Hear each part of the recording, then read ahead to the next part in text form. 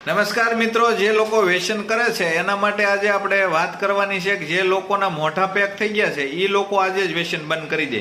બીજા ઘણા બધા લોકો 4-6 મહિના માટે વ્યસન ન કરે, બંધ કરી દે, બિલકુલ કોઈ વસ્તુનું વ્યસન ન કરે. ફરીને પાસે ક્યાંક એવા માહોલમાં આવી જાય, ફરવા જાય, પિકનિકમાં જાય, ગામડે જાય, રાત વરતના ક્યાંય પ્રોગ્રામ હોય ત્યારે કોઈ એને સલાહ કરે છે ને એ પાછું ચાલુ કરી દે છે કે ભાઈ હવે કાંઈ થવાનું નથી.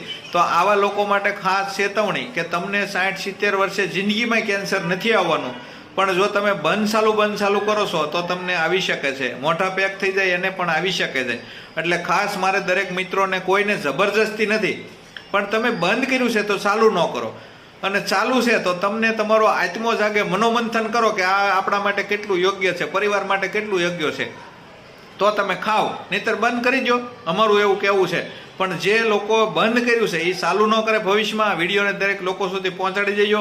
આ સલાહ નથી પણ એક ચેતવણી.